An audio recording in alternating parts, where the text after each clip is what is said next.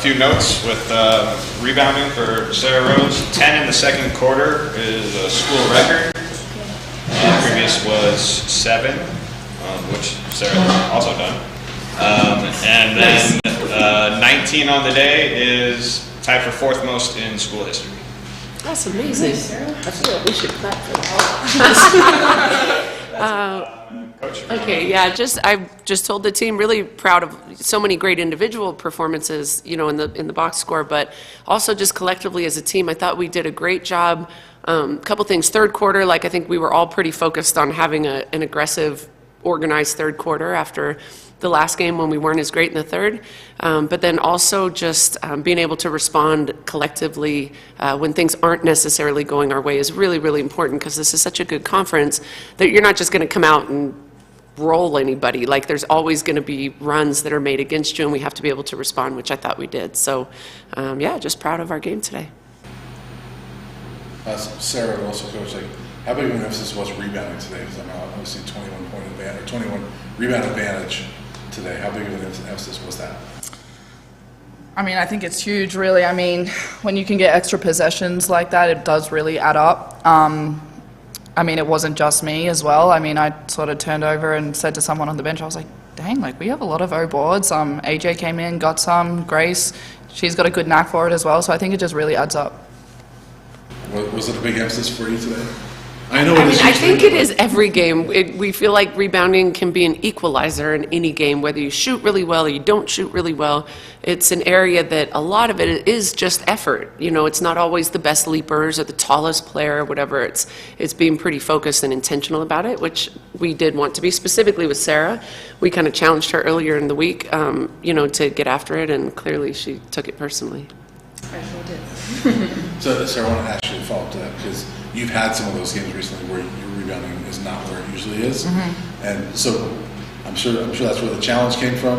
Can you talk about what the difference was today for you?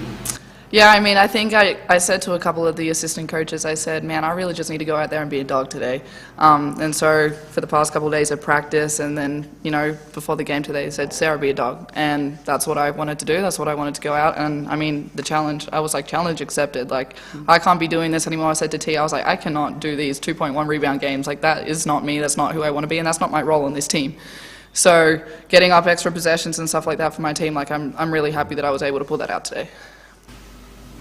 So after KU kind of clawed back into that game, cutting their deficit to 6 points, how were you guys kind of able to regroup and refocus and still end up winning the game? I think we, in a timeout, really kind of prioritized being organized defensively on coverages. What actions are we switching? What actions are we trying to fight through and stay at home? I think that was helpful. We called some quick hits that were, you know, so that we're all really organized and kind of understood where the shot was going to come from. Sometimes just in our motion offense, you don't necessarily know where or who the shot is going to come from. So calling some things that we felt like we could really execute, I think, was also helpful.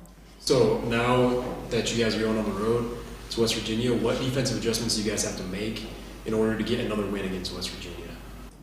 I don't even remember that game, honestly. Like, we flush them so quickly and move on to pour everything into the next scout. We'll have to go.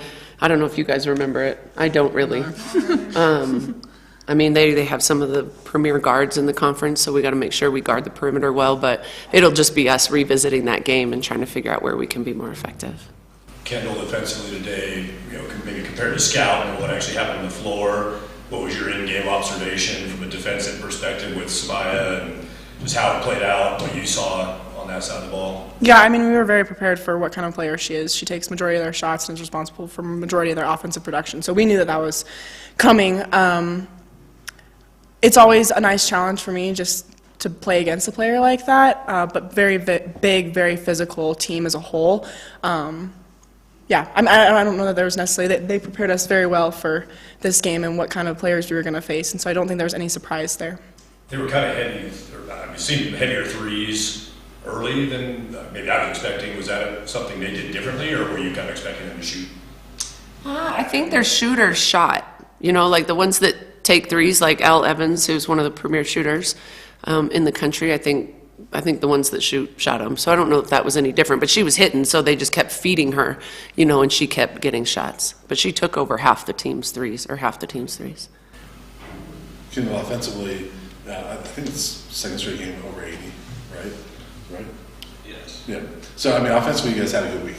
Do you feel like things are starting to click a little bit offensively? I don't know if being home was a big reason for that, but do you feel like maybe this team is starting to click a little bit better offensively? Yeah, I mean, I think definitely playing at home helps a lot just because everybody's on your side, and that will be good momentum going into another away trip, so we'll see. But, I mean, it feels good when we're out there.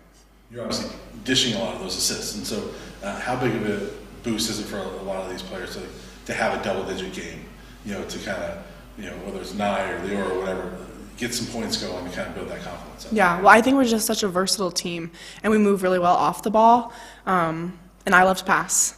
And so it works out, and I think we're really starting, like you're saying, to build connection and chemistry and figure out where the ball is going to be coming from. And it's huge when anybody can score double digits any day. Anything else?